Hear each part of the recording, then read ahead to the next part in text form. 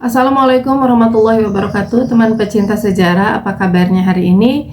Mudah-mudahan dalam keadaan sehat dan selalu dalam lindungan Allah Subhanahu wa taala. Berjumpa lagi dengan saya Anissa Amisani di program Baca Sejarah dan masih di serial kronologi sejarah, masih di tahun 625 Masehi. Ada 5 peristiwa dari dalam dunia Islam yang terjadi di tahun 625 Masehi bertepatan dengan tahun 3 hingga tahun keempat Hijriah. Yang pertama adalah Ghazwah Uhud dan Quraisy mengalahkan kaum muslimin. Yang kedua adalah pengusiran Bani Nadhir, di mana mereka diusir karena pengkhianatan mereka sendiri. Kemudian yang ketiga adalah terjadinya tragedi Biru Maunah, di mana 70 kaum muslimin dibantai. Yang keempat adalah pernikahan Nabi Shallallahu Alaihi Wasallam dengan Hafsah radhiyallahu anhu, dan yang terakhir adalah lahirnya cucu Rasulullah yang tercinta, yaitu Hasan bin Ali radhiyallahu anhuma. Kemudian ada 4 peristiwa yang terjadi dari luar dunia Islam, masih dari rangkaian perang panjang Romawi Persia. Yang pertama adalah kegagalan serangan persekutuan Persia dan Afar terhadap Konstantinopel. Yang kedua adalah penarikan mundur pasukan Persia di utara Mesopotamia ke arah barat, seberang sungai Efrat. Dan yang ketiga adalah pengejaran pasukan Persia oleh Heraklius, sambil membawa harta rampasan perang yang melimpah. Yang keempat adalah penobatan Raja Palawa Narasimhawarman I sebagai Raja Dinasti Chalukya. Dan teman pecinta sejarah, inilah kronologi sejarah tahun 625 Masehi bertepatan dengan tahun 3 hingga 4 Hijriah selengkapnya. Terakhir kita membahas tentang perjalanan para sahabat dan Rasulullah SAW menuju ke Medan Uhud. Dan hari ini kita akan berkisah tentang tentara muslim sampai di Uhud di buku yang kita pakai, yaitu buku Munawwar Khalil dengan judul Kelengkapan Tarikh Nabi Muhammad SAW. Peristiwa ini ada di halaman 109. Nabi SAW serta pasukan kaum muslimin lalu melanjutkan perjalanannya menuju Uhud, dan kaum muslimin yang berselisih tadi dapat dipersatukan kembali. Api perselisihan musnah sama sekali karena masing-masing dipelihara oleh Allah Subhanahu wa taala. Di video sebelumnya kita membahas tentang desersinya Abdullah bin Ubay bin Salul dengan membawa 300 tentara. Dan kejadian ini menimbulkan sedikit kekisruhan di kalangan para sahabat. Dan di judul yang baru ini, setelah turunnya wahyu dari Allah Subhanahu wa taala dan keluarnya sabda Rasulullah Sallallahu Alaihi Wasallam tentang yang mengatakan bahwa orang-orang munafik itu adalah kotoran, ibarat kotoran, maka biarkan saja mereka. Justru itu adalah keuntungan bagi kaum muslimin. Dan karena hal itulah maka perselisihan itu kembali hilang, kembali reda, dan kaum muslimin memang yang pada dasarnya sudah akur ya, kembali semakin erat ukhuwah mereka, dan perselisihan itu dengan segera hilang. Kemudian di alinea selanjutnya, di tengah perjalanan sebagian dari sahabat-sahabat Ansor berkata kepada Nabi, "Ya Rasulullah, apakah tidak lebih baik kita meminta bantuan kepada kaum Yahudi Bani Quraidah, karena mereka sementara ini suka membantu kita?" Sahabat-sahabat Ansor yang berkata demikian karena sebelumnya mereka tidak mendengar Nabi bersabda bahwa beliau tidak akan meminta pertolongan atau bantuan kepada kaum musyrikin guna mengalahkan kaum musyrikin. Karena itu Nabi menjawab, tidak ada keinginan bagi kita pada bantuan mereka. Masih bersambung dengan judul sebelumnya ya. Salah satu kejadian yang terjadi di perjalanan dari Madinah menuju Uhud adalah terlihatnya oleh Rasulullah 2 orang yang tidak beliau kenal. 2 orang yang ada di barisan Abdullah bin Ubay, dan Rasulullah Shallallahu Alaihi Wasallam mempertanyakan orang itu siapa gitu karena membawa senjata. Ternyata dijawab oleh para sahabat yang tahu siapa mereka, mengatakan bahwa mereka adalah orang Yahudi temannya Abdullah bin Ubay gitulah, dari golongannya Abdullah bin Ubay bin Salul. Dan mereka memang datang untuk memberi bantuan kepada kaum muslimin. Dan Rasulullah Shallallahu Alaihi Wasallam meminta para sahabat tersebut yang tahu tentang keadaan mereka itu untuk menyuruh mereka pulang, karena Rasulullah Shallallahu Alaihi Wasallam tidak membutuhkan bantuan dari kaum musyrikin untuk menyerang kaum musyrikin lagi. Tetapi beliau kan bersabda itu, beliau bertanya dan meminta agar dua orang Yahudi itu pulang, itu kan tidak kepada seluruh sahabat. Jadi mereka sedang beristirahat gitu, jadi hanya orang-orang di sekeliling Rasulullah Shallallahu Alaihi Wasallam yang tahu tentang hal itu. Sementara ada sahabat yang tidak tahu. Dengan desersinya Abdullah bin Ubay dengan 300 tentara itu, para sahabat ini ada yang memberikan usul kepada Rasulullah untuk meminta bantuan kepada Bani Quraidah.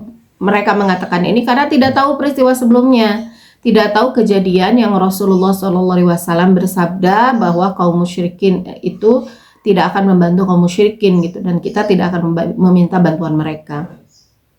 Sehingga ini diminta gitu.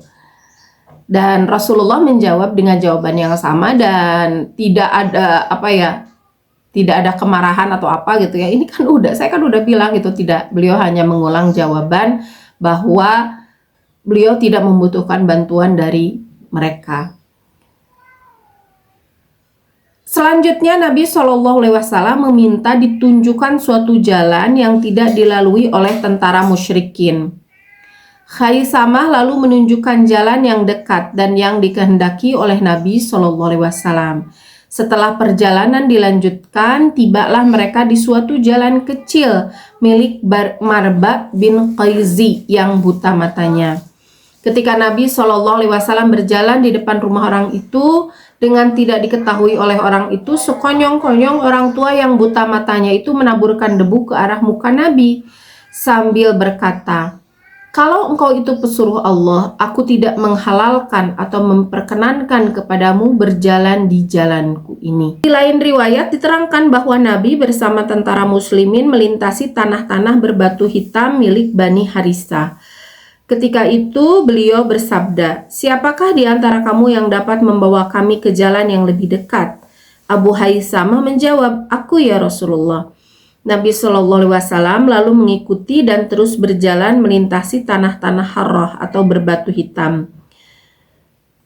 Setelah perjalanan mereka sampai di satu kebun milik Marba bin Qaizi, Marba mendengar kedatangan mereka dan ia pun terus berdiri di tengah jalan sambil menggenggam tanah. Lalu dilemparkannya ke muka beliau dan tentara kaum muslimin seraya berkata, "Jika betul engkau itu pesuruh Allah, aku tidak menghalalkan engkau masuk menginjak pagar kebun saya ini." Menurut yang diriwayatkan oleh Ibnu Hisham, Marba mengambil segenggam tanah lantas berkata, "Demi Allah, jika aku mengetahui bahwa tanah yang aku genggam ini tidak akan mengenai selain dari engkau Muhammad, niscaya aku melemparkan ke muka engkau."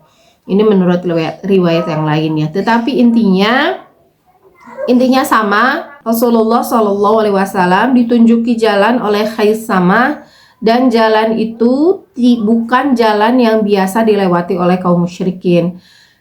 Dan di tengah jalan mereka lewat, yang satu riwayatnya ke rumah, yang satu riwayatnya ke kebun. Tapi intinya mereka lewat di hadapan Marba bin Qaizi yang buta matanya dan melemparkan pasir karena dia tidak menyukai kepada Rasulullah karena dia tidak menyukai Rasulullah SAW juga kaum muslimin. Dengan cepat Sa'ad bin Zaid memukulnya dengan senjata tajam hingga ia luka parah, dan sahabat-sahabat yang lain pun hendak menghilangkan nyawanya. Tetapi Nabi Shallallahu Alaihi Wasallam mencegahnya. "Janganlah kamu menghilangkan nyawanya, karena dia itu buta matanya dan buta pula mata hatinya." Sa'ad bin Zaid yang posisinya paling dekat dengan Rasulullah dengan otomatis bertindak sebagai bodyguard Rasulullah ya, sehingga apapun yang mencelakakan Rasulullah itu harus ditindaklanjuti dengan cepat. Yang dilakukan oleh Sa'ad bin Zaid radhiyallahu anhu adalah memukul Mabda bin Qaizi tadi. Tapi karena dipukulnya dengan pedang yang tajam, sehingga membuat Marba bin Qaizi itu terluka parah. Tetapi ketika mau dibunuh oleh sahabat yang lain gitu ya, dibantu, mau dipukul lagi, dilarang oleh Rasulullah untuk dihilangkan nyawanya. Jadi ya biarkan saja, karena orang ini sudah buta, kata beliau, buta matanya, juga buta hatinya. Artinya dia orang yang tidak akan menerima kebenaran. Perjalanan terus dilanjutkan dengan perlahan-lahan, sampailah perjalanan pasukan kaum muslimin di suatu tempat atau di suatu kampung di bawah kaki Gunung Uhud. Disinilah Nabi Shallallahu Alaihi Wasallam serta pasukannya berhenti karena melihat di tempat ini tentara musuh sudah beramai-ramai bertepuk tangan dan menduduki tempat-tempat dekat Gunung Uhud. Pasukan musuh berkekuatan 4 kali lebih banyak dari pasukan kaum muslimin, dan sebagian besar dari pasukan kaum muslimin sangat kurang kepandaiannya dalam berperang. Pasukan musuh selain berjumlah 4 kali lipat lebih juga bersenjata lengkap dengan peralatan perang serba cukup, dan sebagian besar orang-orangnya biasa berperang. Karena itu Nabi Shallallahu Alaihi Wasallam mengumpulkan tentaranya lalu mengambil dan menduduki tempat yang agak baik letaknya dan membelakang bukit-bukit Uhud yang tampaknya baik untuk melindungi barisan tentaranya. Akan tetapi karena tempat-tempat yang lain sudah lebih dulu dikuasai pasukan musuh, tempat-tempat yang diambil oleh Nabi Shallallahu Alaihi Wasallam adalah tempat yang di belakangnya terdapat suatu jalan yang terbuka yang dapat dipergunakan oleh musuh untuk menyerang kaum muslimin dari arah belakang. Sekalipun demikian, sebagai kepala perang yang bijaksana, beliau menjadikan tempat-tempat tadi untuk tentaranya yang pandai memanah sebanyak 50 orang dengan dikepalai oleh Abdullah bin Jubair. Ini bukan Abdullah bin Jubair putranya Zubair bin Awam ya, ini Abdullah bin Jubair yang berbeda lagi, sahabat yang lain radhiyallahu anhu. Karena Abdullah bin Zubair yang putranya Zubair bin Awam, Abdullah bin Zubair bin Awam itu baru lahir setelah hijrah. Jadi usia Abdullah bin Zubair bin Awam itu baru sekitar 3 tahunan usianya gitu. Jadi masih bayi. Ini Abdullah bin Jubair yang lain. Pada saat itu barisan tentara musyrikin sudah teratur rapi dan bersiap lengkap di kaki bukit Uhud, di kaki gunung Uhud. Sayap kanan barisan berkuda dipimpin Khalid bin Walid, sayap kiri barisan berkuda dipimpin oleh Ikrimah bin Abi Jahal, dan barisan tengah dipimpin Sofwan bin Umayyah, dan lain-lain dari pahlawan Quraisy. Semuanya bersiap dengan gagah berani di tempat-tempat yang tidak mudah ditempuh oleh tentara musuh. Bendera mereka dipegang oleh Abu Thalha. Nabi SAW lalu mengatur barisan tentaranya di tempat tersebut. Sayap kanan kepada Zubair bin Awam, sayap kiri diserahkan Munzir bin Amr, dan sayap lain-lainnya dipegang oleh tentara muslimin lainnya. Sedangkan bendera Islam yang utama ya dipegang oleh Mus'ab bin Umair. Selanjutnya Nabi berpidato kepada tentaranya. Sebelum kita mendengarkan pidato dari Rasulullah SAW menjelang Ghazwah Uhud, kita kembali ke tadi ya, ketika Rasulullah SAW sudah sampai di medan Uhud. Jadi ketika sampai itu pasukan musyrikin itu sudah menunggu. Mereka sudah menunggu dan bersorak ya ketika menyambut menyambut dalam tanda kutip pasukan Rasulullah SAW. Dan Rasulullah mencari tempat yang memang tempat itu sebetulnya sudah dipilihkan lah ya oleh kaum musyrikin gitu untuk mereka bertempur. Dan Rasulullah SAW dengan pasukannya, dengan pasukan kaum muslimin itu sudah datang terakhir, jadi lebih dulu ditempati oleh kaum musyrikin, sehingga tidak bisa lagi memilih tempat yang strategis gitu ya, sehingga bisa hanya memilih tempat terbaik dari alternatif yang ada. Dan beliau mengambil posisi di depan sebuah bukit yang dimana bukit itu diharapkan bisa menjadi benteng pertahanan dari arah belakang, sehingga tidak kosong gitu, benteng pertahanan belakang dari kaum muslimin.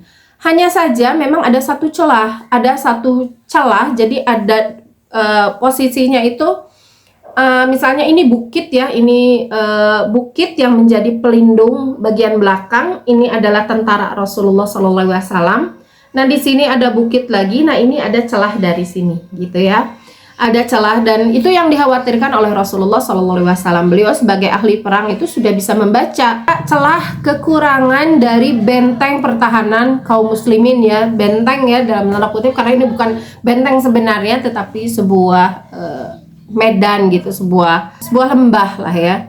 Dan di celah itu Rasulullah SAW mengambil antisipasi dengan menempatkan satu peleton lah ya, satu pasukan kaum muslimin yang keahlian mereka adalah memanah.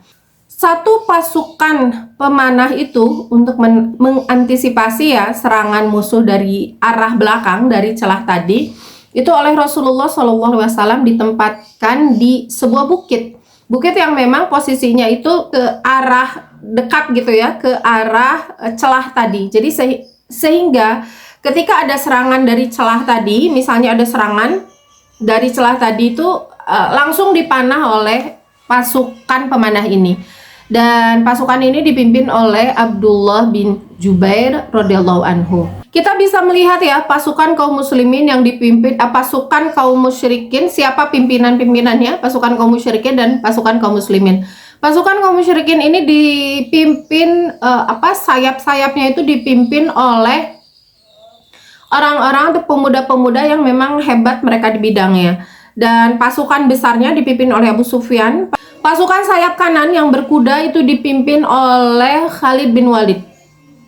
Khalid bin Walid, kita tahu siapa orang ini, yang ketika berperang tidak pernah kalah, tidak pernah tercatatkan kekalahan satu kali pun dalam pasukan yang dipimpin oleh Khalid bin Walid radhiyallahu anhu. Dan pada saat itu dia belum masuk Islam, dia memimpin satu pasukan berkuda dari barisan Quraisy.